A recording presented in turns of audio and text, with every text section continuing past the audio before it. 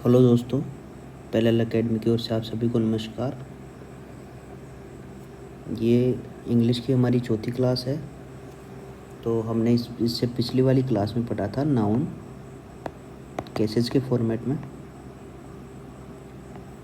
इसकी हम थोड़ी सी बात करके हमने अगली क्लास के लिए छोड़ दिया था। तो अब आगे है कि सबसे पहले हम देखते हैं कि हमने पढ़ा था नाउन को सब्जेक्ट और ऑब्जेक्ट के रूप में हम यूज में लेते हैं। तो पहला है, इसमें जो सब्जेक्ट है उसको अपन पता करने के लिए उस सेंटेंस में कौन या किसने आदि क्वेश्चन पुटअप करते हैं। इन दोनों क्वेश्चन को पुटअप करने के बाद हमारे को जो आंसर मिलता है वो होता है सब्जेक्ट। और एक क्वेश्चन हम पुटअप करें क्या, तो हमें जो आंसर मिलता है वो होता है ऑब्जेक्ट। ठीक है। इसमें संज्ञा और सर्वनाम दोनों का यूज़ होता है। ठीक है। अब सब्जेक्ट के रूप में जब इसको यूज़ में लेते हैं, सब्जेक्ट को मैं सब लिख रहा हूँ, इसके बाद में ये डॉट लगा रहा हूँ। तो सब्जेक्ट के रूप में नॉमिनेटिव केस होता है। जब हमें पता चले कि जो सेंटेंस है, कोई भी सेंटेंस दिया हुआ है, उसमें जो नाउन है वो सब्जेक्ट के रूप में यूज़ हो रही है, तो उसको बोलते हैं, ऐसा जो केस होता है इसको बोलेंगे नॉमिनेटिव केस। और यानी कर्ता कारक। ठीक है। अगर वो ऑब्जेक्ट यानी ओबीजे में लिख रहा हूँ, इसमें यूज़ होता है, तो होता है ऑब्जेक्टिव केस, या फिर असर्टिव केस, या फिर एक्यूसेटिव केस।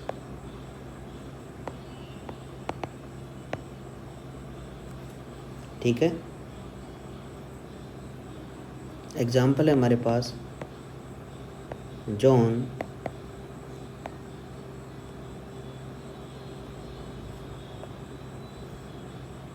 Through a ball.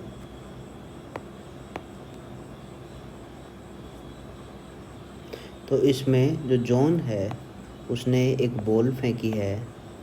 तो अगर हम सबसे पहला जो क्वेश्चन था हमारे पास कौन, तो ये हम क्वेश्चन पुटअप करेंगे तो ये जॉन की ओर इंगित करेगा कि कौन, किसने जो बॉल है वो फेंकी है, तो वो जॉन होगा। तो ये क्या हो गया, सब्जेक्ट। ऐसे हम ढूंढते हैं। अगर हमें ये क्वेश्चन पुटअप करेंगे कि जॉन ने क्या फेंका, तो जो आंसर मिलेगा वो मिलेगा बॉल। तो ये हो गया ऑब्जेक्ट। ठीक है। तो यहाँ पर जो नाउन है उसका नॉमिनेटिव केस में यूज़ हो रहा है, और यहाँ पर जो नाउन है उसका एक्यूजेटिव या ऑब्जेक्टिव केस में यूज़ हो रहा है। ठीक है। तो ये जानने से पहले, ये जो सब्जेक्ट या ऑब्जेक्ट है वो जानने के लिए हम क्या करते हैं, या तो whom या किसे ये लगाते हैं ऑब्जेक्ट जानने के लिए। ठीक है। ऑब्जेक्ट जानने के लिए किसे यानी whom, या what क्या लगाते हैं। ठीक है। यहाँ पे हम लिख देते हैं क्या या किसे। ठीक है। इसके बाद में हमारे पास है एक एग्जाम्पल, ए कैट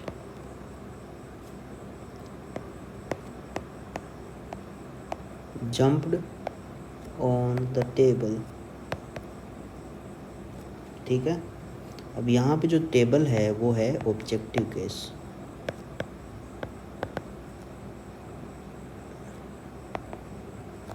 यानी कर्म कारक। और यहाँ पे जो कैट है वो है नॉमिनेटिव केस।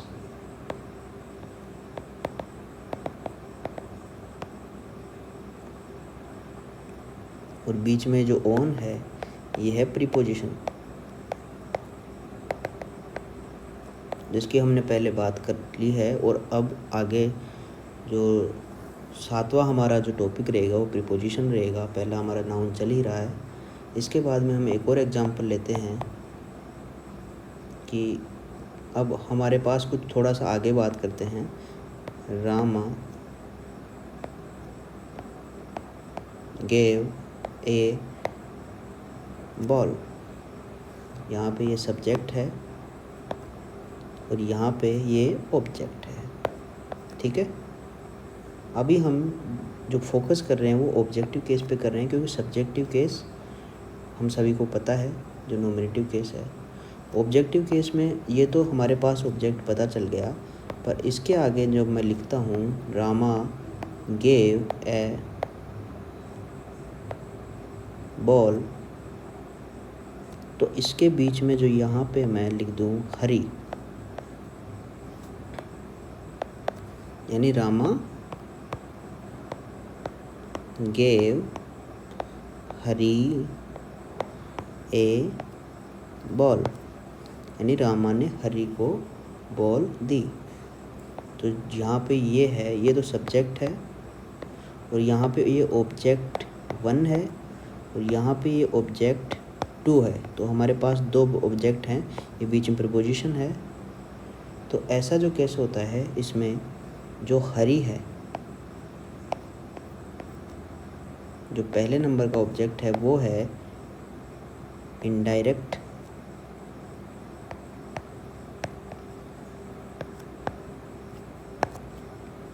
और जो दूसरे नंबर का है बॉल वो है डायरेक्ट ऑब्जेक्ट।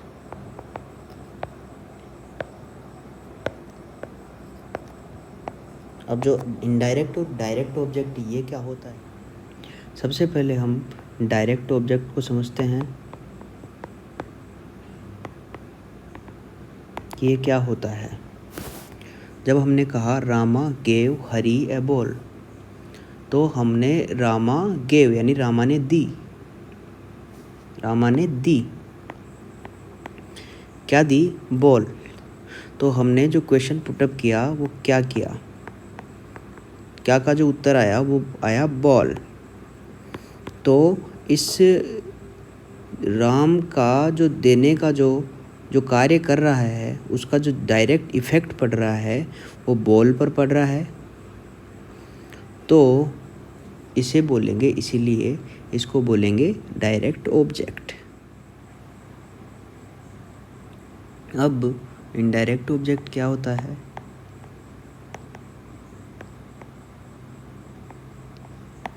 जब हमने रामा गेव हरी ए बॉल, इसमें हमने एक क्वेश्चन पुटअप किया किसे, यानी राम ने जो बॉल थी किसे दी, तो हमारे पास उत्तर मिला हरी। इसीलिए यहाँ पर इसका एक अप्रत्यक्ष रूप से जो प्रभाव पड़ रहा है इस क्रिया का वो पड़ रहा है हरी पे। तो ये बोल यहाँ पे लिख देता हूँ मैं डायरेक्ट इफ़ेक्ट, और यहाँ पे लिख देता हूँ इनडायरेक्ट इफ़ेक्ट। तो ये डायरेक्ट ऑब्जेक्ट और इनडायरेक्ट ऑब्जेक्ट दोनों की बात हो गई है। इसके बाद में हम आगे बढ़ते हैं, एक स्टार लगाते हैं और लिखते हैं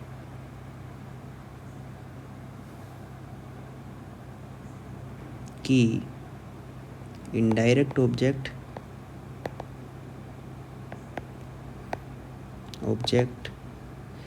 क्रिया के बाद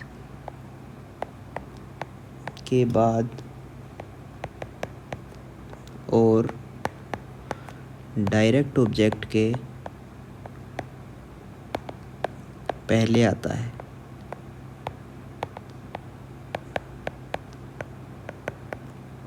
अर्थात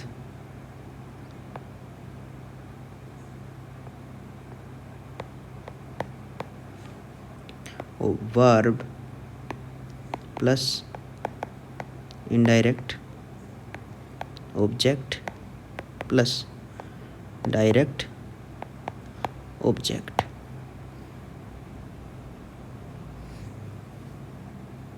अब एक आगे एक स्टार और लगाते हैं और हम ये समझते हैं कि एक अलग से केस आता है। ये हमने दो केस पढ़ लिए, नॉमिनेटिव केस और एक्यूजेटिव या ऑब्जेक्टिव केस। एक तीसरा केस आता है हमारे पास, पजेसिव केस।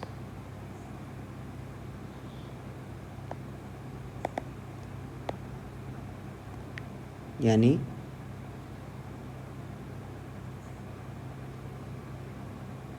संबंध कारक।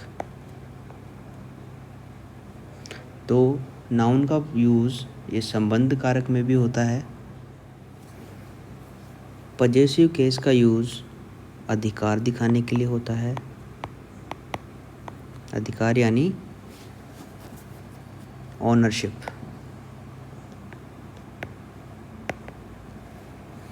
या फिर इसको कह सकते हैं पोजेशन।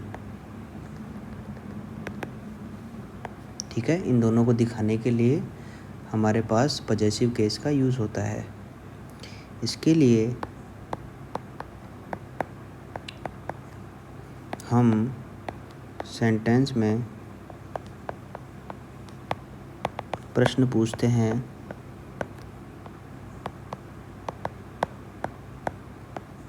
किसका।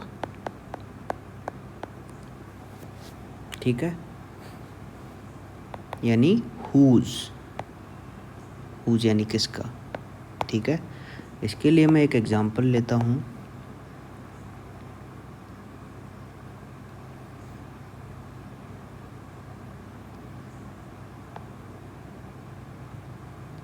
This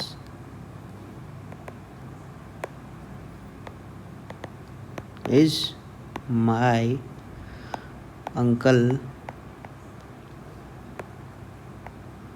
uncles shop.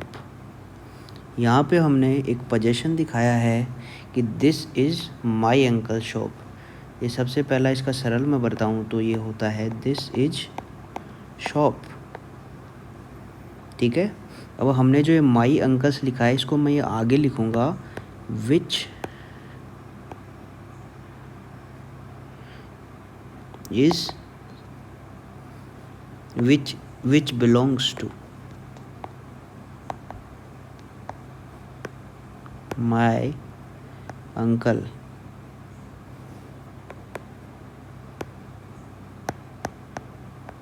ठीक है, तो यानी विच बिलोंग्स टू का मतलब होता है जो संबंधित है मेरे अंकल से। यानी यहाँ पे ये लिखा हुआ है कि यह मेरे चाचा की दुकान है, तो इसको मैं लिख सकता हूँ कि यह एक दुकान है, यह दुकान है जो मेरे चाचा जी से संबंधित है। अब जो पजेसिव केस है, स्टार लगा के लिखता हूँ। पजेसिव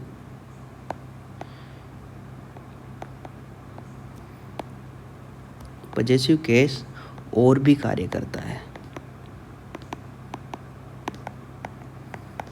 ये सिर्फ ओनरशिप ही नहीं बताता है, ये बताता है जैसे ऑथरशिप,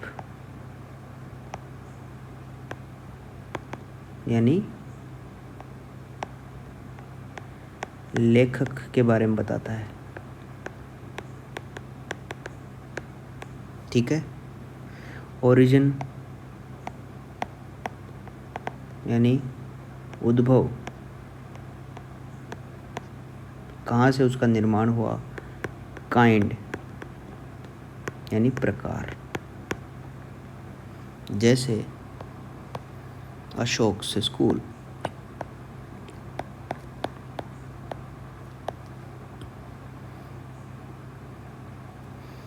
यानी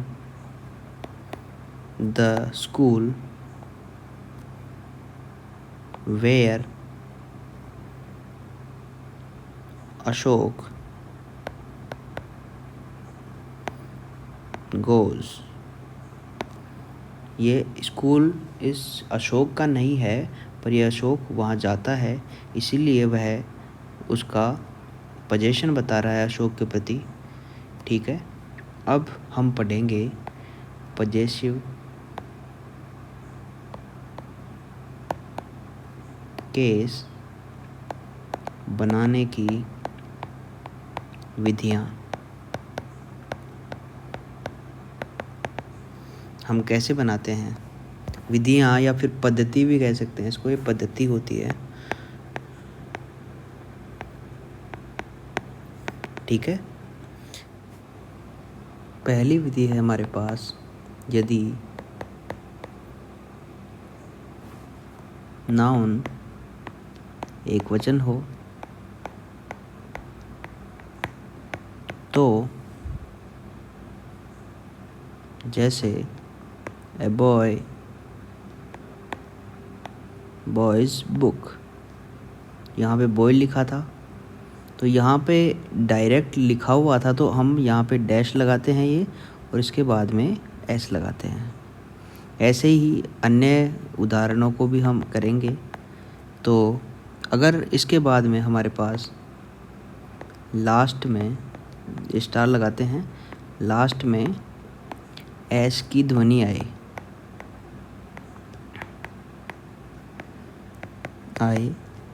तो हम एस का यूज़ नहीं करते, बल्कि डैश ही लगा देते हैं। यानी जो ये डंडा है, ये जो ऊपर जो डैश लगता है, यही लगाते हैं। जैसे ये यहाँ पे लिखा है हमने एस की ध्वनि, ये एस नहीं है, एस अगर नहीं भी हो वो हम आगे पढ़ेंगे। जैसे सबसे पहला हम देख लेते हैं फॉर गुडनेस, तो यहाँ पे लास्ट में एस आ रहा है, तो ये सिर्फ लास्ट में डंडा लगाएंगे, ये डैश लगाएंगे, इसके बाद में लिख देंगे सेक, फॉर गुडनेस सेक। ये एग्जाम्पल है। इसके अलावा एक और एग्जाम्पल लेता हूँ जिसमें हमारे पास एस लास्ट में नहीं आ रहा है, परंतु एस की ध्वनि आ रही है। यानी जैसे है फॉर जस्टिस सेक, यहाँ पे लास्ट में एस की ध्वनि आ रही है, सी से एस बन रहा है, जस्टिस हिंदी में आ रही है ये, तो हमारे पास यहाँ पे भी डैश लगाए देंगे। ठीक है, ताकि हमारे पास दो बार जो स है वो ना पाए और हमारी जो ध्वनि है, हमारे मुंह से जो निकलने वाली ध्वनि है वो साफ रहे। ठीक है, तो यहाँ पे इसका मतलब होता है न्याय के लिए, इसका मतलब होता है अच्छाई के लिए। अब एक और स्टार लगाता हूँ मैं, यदि बहुवचन हो और एस भी हो तो ये जो चिन्ह होता है इसको बोलते हैं अपोस्ट्रोफ। ठीक है, तो अपोस्ट्रोफ ही लगा देते हैं। जैसे हमारे पास है बॉयज़, बॉयज़ के आगे लास्ट में हम अपोस्ट्रोफ लगाते हैं। हमारे पास आगे था बॉयज़ स्कूल, ये एक एग्जाम्पल था हमारे पास। तो ऐसे शब्द आएंगे वहाँ पे हम लगा देंगे और सिर्फ अपोस्ट्रोफ। एक और लेता हूँ, यदि बहुवचन हो और एस नहीं हो तो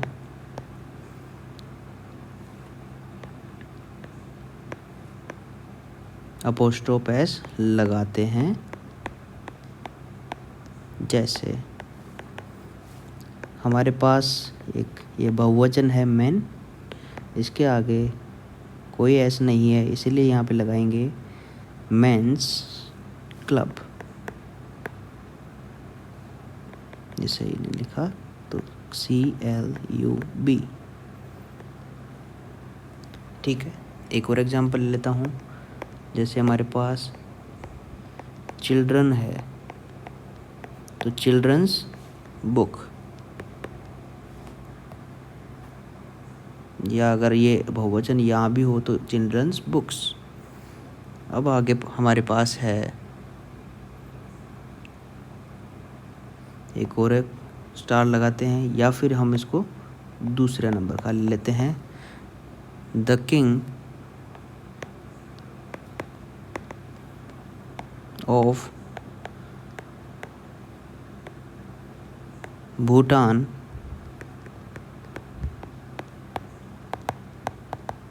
जैसे हमारे पास कोई देश है, परंतु यहाँ पर जो भूटान है वो एक जीवित वस्तु नहीं है,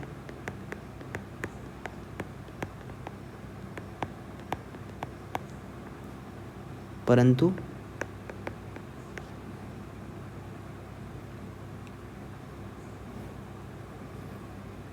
इसमें एस लगाते हैं।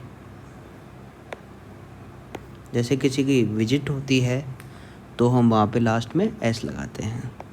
तीसरा है, अगर हमारे पास दो नाउन साथ में जुड़े हैं,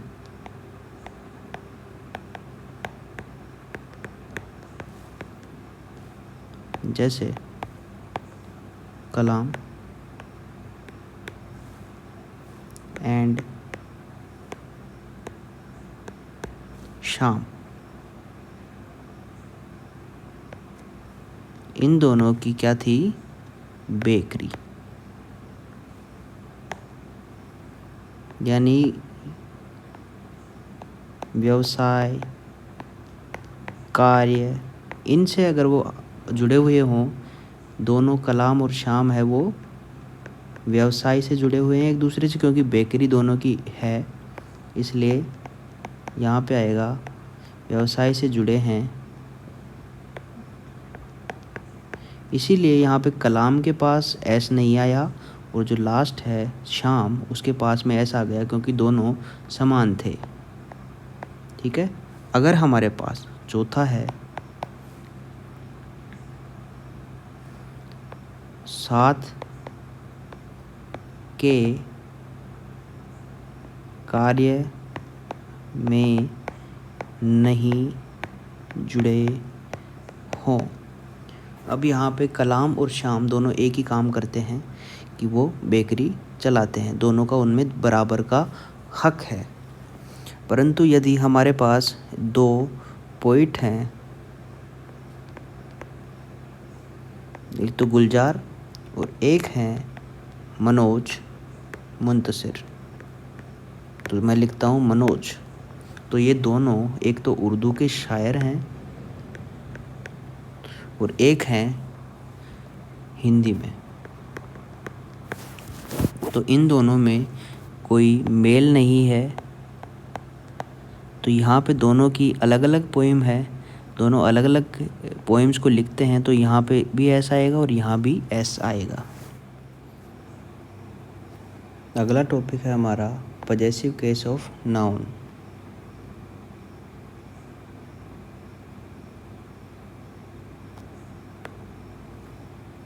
अगला टॉपिक है हमारा पजेसिव केस के प्रयोग।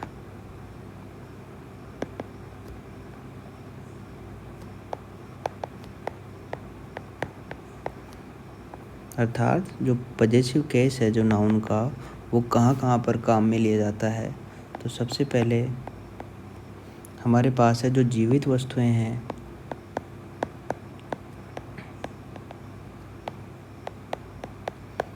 जीवित वस्तुओं के साथ इसका प्रयोग होता है। जैसे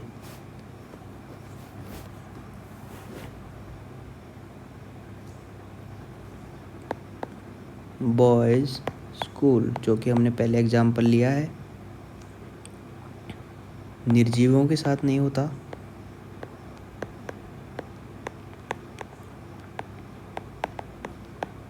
निर्जीव वस्तुओं के साथ नहीं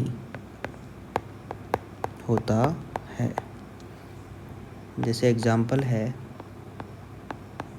कि जब हम पॉजेसिव केस दर्शाएंगे तो हम ऐसा नहीं लिख सकते कि द टेबल्स,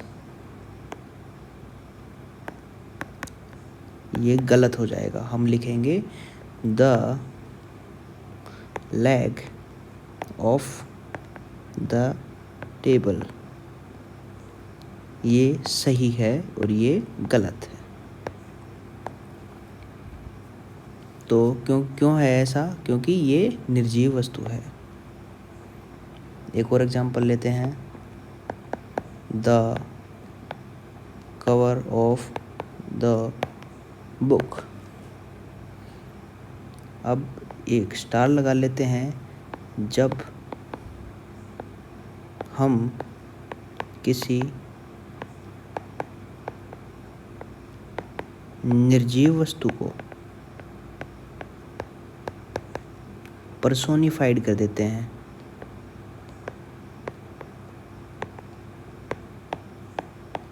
ये पर्सोनिफाइड अभी देखते हैं हम, पर्सोनिफाइड कर देते हैं तो हम उस जगह पॉजेसिव केस का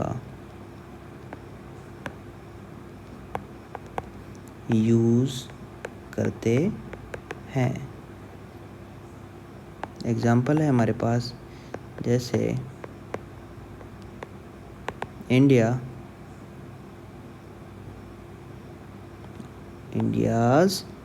हीरोज़, यानी इंडिया के हीरो। तो यहाँ पे हमने, इंडिया एक निर्जीव वस्तु है पर हमने उसको जीवित कर लिया है, यानी पर्सोनिफाइड कर लिया है।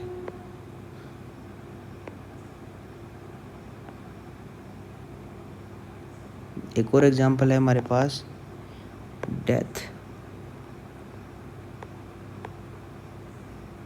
डेथ्स डोर, यानी मौत का दरवाज़ा।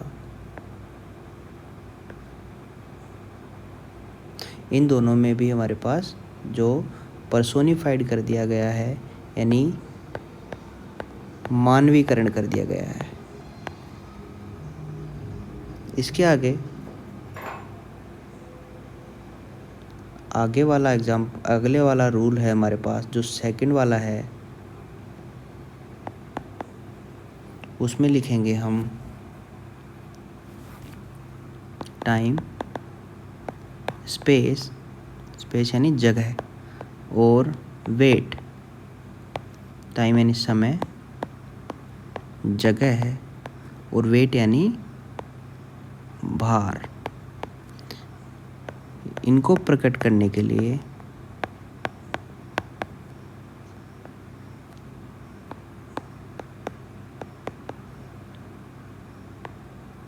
प्रयुक्त होने वाली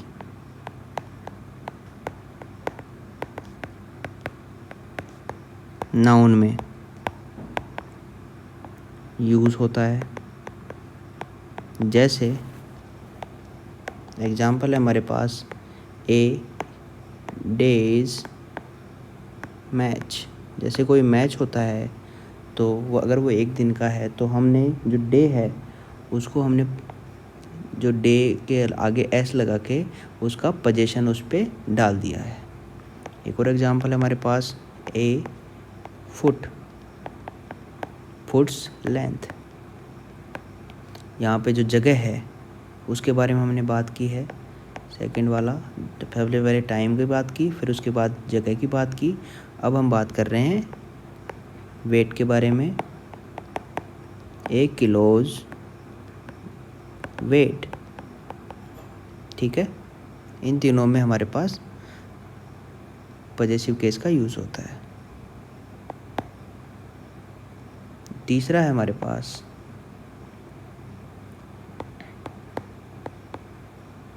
कुछ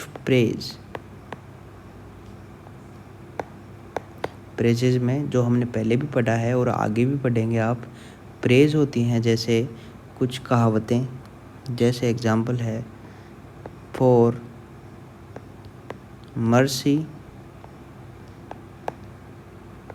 मर्सी सेक, यानी माफ़ी के लिए।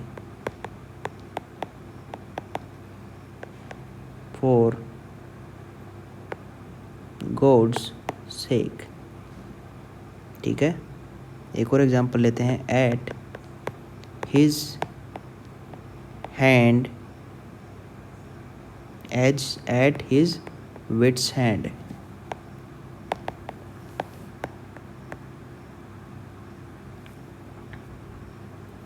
इन सब में हम ये जो पजेसिव केस है इसका यूज़ करते हैं। जो एट हिज विट्स हैंड है उसको हम लिखते हैं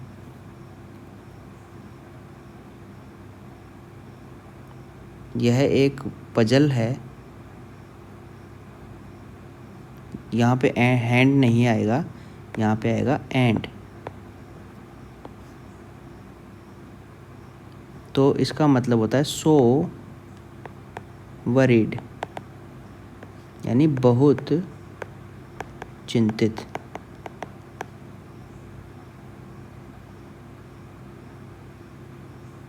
ठीक है, इसके बाद में हमारे पास है चौथा, एक एग्जांपल लेते हैं, बेकर्स शॉप। तो इसको हम लिखेंगे सिर्फ बेकर्स।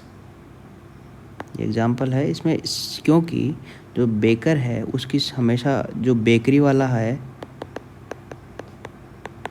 उसकी हमेशा दुकान रहती है। तो जब हम इसको किसी सेंटेंस में काम में लेंगे तो हम इसको सिर्फ बेकर्स लिखेंगे, बेकर शॉप होने की बजाय। एक मैं यहाँ पे एग्जांपल लेता हूँ, tonight I am going to my uncle's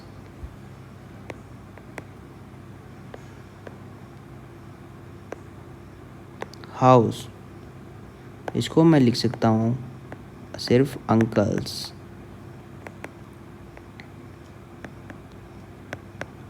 इसका मतलब होगा कि मैं अपने चाचा के घर जा रहा हूँ। ठीक है,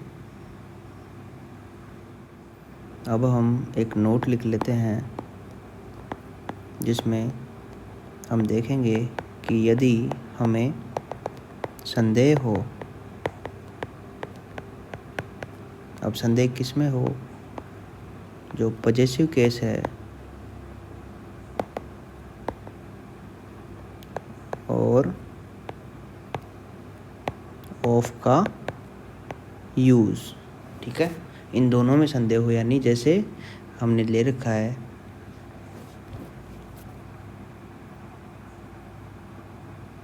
जैसे हमने लिया द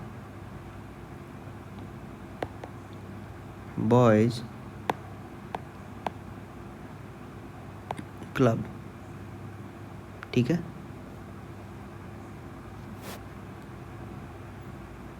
और दूसरा हमने लिया the leg of the table table. तो इन दोनों में हमें वो पूछ रहा है कि अंतर जो है, यहाँ पे ऑफ का आ रहा है और यहाँ पे एस आ रहा है, दोनों का अर्थ एक ही निकल रहा है, पर एक सजीव है एक निर्जीव है। परंतु हमें संदेह है, जैसे द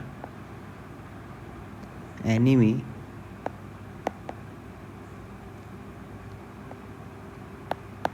एनिमीज डिफीट, और एक है द डिफीट ऑफ एनिमी। इन दोनों में से कौन सा आएगा, तो हम देख लेंगे कि जहाँ पर पोजेशन या अधिकार और ओनरशिप यानी स्वामित्व, ये होता है तो हम पजेसिव केस का प्रयोग करेंगे।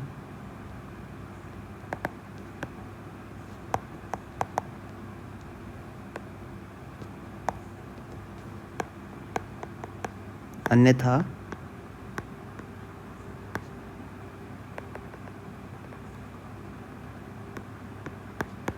नहीं। ठीक है, अब जो एग्जाम्पल है उसमें देखते हैं द एनिमीज डिफीट, यानी जो डिफीट है, जो एनिमी यानी शत्रु, उसकी हार। तो ये हार उसके बिलोंग नहीं करती है। कोई भी शत्रु ये नहीं चाहता है कि उसकी खुद की हार हो, इसीलिए यहाँ पे हम लिख रहे हैं कि द डिफीट ऑफ एनिमी। ठीक है, आज के लिए इतना ही। कल हम पढ़ेंगे नाउन इन अपोजिशन।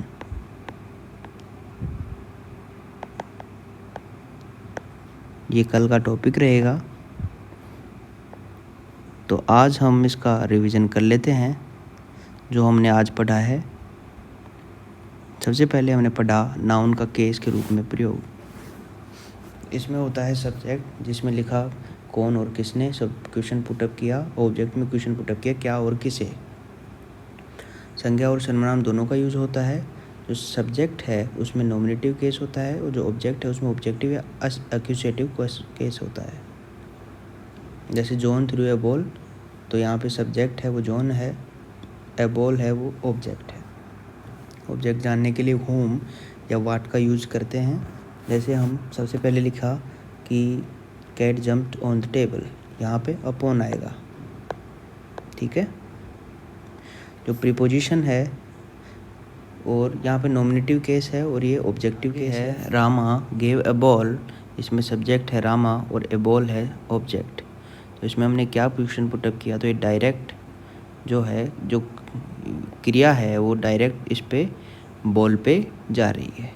तो रामा हमने दोबारा लिया, रामा गेव ए बॉल, इसमें लिया हरी। तो यहाँ पे दो ऑब्जेक्ट हो गए, हरी और बॉल। जो हरी है वो इनडायरेक्ट ऑब्जेक्ट है और जो बॉल है वो डायरेक्ट ऑब्जेक्ट है। तो डायरेक्ट में क्या होता है, हम क्या क्वेश्चन पुटअप करते हैं, यानी वाट। तो हमने वाट पे क्वेश्चन पुटअप किया तो हमारे पास आया बॉल। और जब हमने किसे यानी होम ये क्वेश्चन पुटअप किया तो हमारे पास आया हरी। यह है इनडायरेक्ट ऑब्जेक्ट और ये ऊपर वाला था डायरेक्ट ऑब्जेक्ट, क्योंकि डायरेक्ट इफेक्ट डाल रहा था और ये था इनडायरेक्ट इफेक्ट डाल रहा था। इनडायरेक्ट ऑब्जेक्ट जो है वो क्रिया के बाद आता है और डायरेक्ट ऑब्जेक्ट के पहले आता है, यानी वर्ब है, फिर इनडायरेक्ट ऑब्जेक्ट है, फिर उसके बाद डायरेक्ट ऑब्जेक्ट है। जब फिर उसके बाद हमने पढ़ा पजेसिव केस, जिसमें संबंध कारक का यूज़ होता है, जिसमें अधिकार का यूज़ होता है, जो अधिकार के बारे में इंगित इशारा करता है। तो ये ओनरशिप या पोजीशन दोनों लेता है। इसके लिए हम सेंटेंस में प्रश्न पूछेंगे किसका, हुज। जैसे हमने इसमें पूछा this is my uncle shop, तो इसका जो साधारण रूप है दिस इज़ शॉप, यानी ये दुकान है, पर ये किसकी है, माई अंकल, मेरे अंकल की। हमने हुज पूछा है, किसका पूछा है। और which is belongs to my uncle. ठीक है, पजेसिव केस जो है ये और भी कार्य करता है, जैसे ऑथरशिप, ओरिजिन और काइंड। जैसे अशोक से स्कूल, यानी अशोक का स्कूल नहीं है वो, परंतु अशोक उसमें जाता है इसलिए वो संबंधित है। अब पजेसिव केस बनाने की जो विधियां हैं वो कौन कौन सी हैं। यदि नाउन एक वचन है तो हम एग्जांपल लेते हैं, जैसे the boys A boys book. अब यहाँ पे ये बॉय है, एक है, इसीलिए यहाँ पे बीच में एस आया है, तो इसके बाद में बुक आएगा। अब यहाँ पे स्टार लगा के हमने लिखा कि लास्ट में अगर एस की ध्वनि आ रही है तो एस का यूज़ नहीं करते हैं, बल्कि डायरेक्ट अपोस्ट्रोफ लगा देते हैं। तो फॉर गुडनेस सेक, यहाँ पे लास्ट में एस लगाया है। फॉर जस्टिस सेक, यहाँ पे एस नहीं आ रहा है परंतु एस की ध्वनि आ रही है, तो यहाँ पे लिखेंगे जो जस्टिस सेक। अब यदि बहुवचन हो और एस भी हो तो अपोस्ट्रोफ ही लगा देते हैं, जैसे बॉयज़ स्कूल। अब यहाँ पे ऊपर लगाया था हमने बॉय और एस के बीच में अपोस्ट्रोफ और यहाँ लास्ट में लगाएंगे क्योंकि बहुवचन है।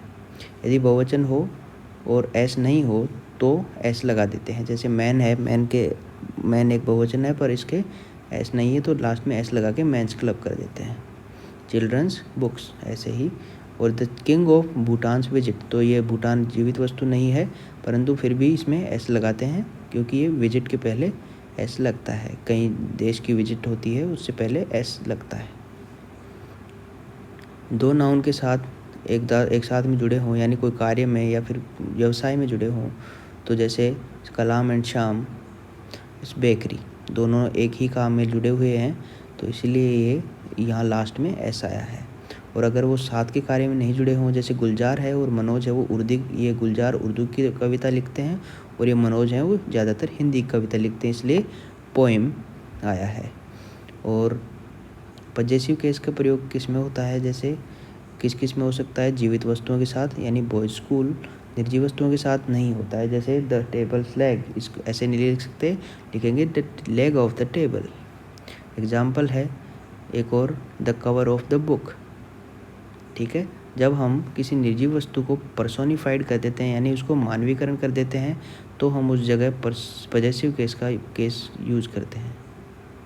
ठीक है, जैसे इंडियाज हीरोज़ यानी हमने मानवीकरण कर दिया इंडिया का। और द डेथ डोर यानी मौत का दरवाज़ा। अब दूसरा है हमारे पास टाइम स्पेस वेट।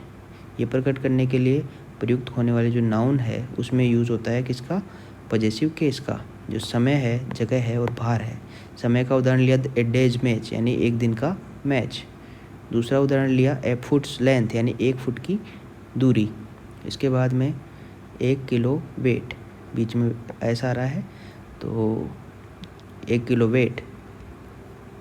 दो जो कुछ फ्रेज हैं, तीसरे नंबर का है, तो कुछ फ्रेज में जैसे फॉर मर्सी सेक, ये आप आगे पढ़ेंगे, for God sake at his wits end यानी बहुत चिंतित यानी सो वरीड। ठीक है, अब चौथा है द बेकर्स शॉप यानी बेकर्स, जो बेकर है वो हमेशा उसकी दुकान रहती है तो इसलिए यहाँ पे बेकर्स ही लिख दिया है।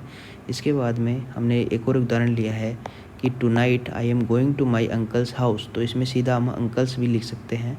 अब एक नोट हमने लिखा है, यदि हमें संदेह है कि जो पजेसिव केस है और या फिर ऑफ का है, दोनों का यूज़ हो रहा है, जैसे हमने इसका उदाहरण ले लिया द बॉयज़ क्लब और ये the leg of the table.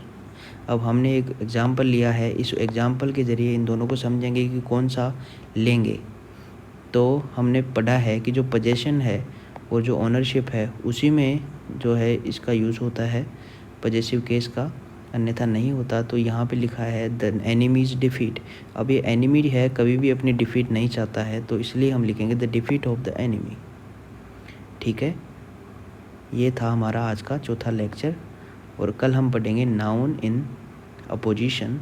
तब तक के लिए धन्यवाद, मिलते हैं अगली क्लास में।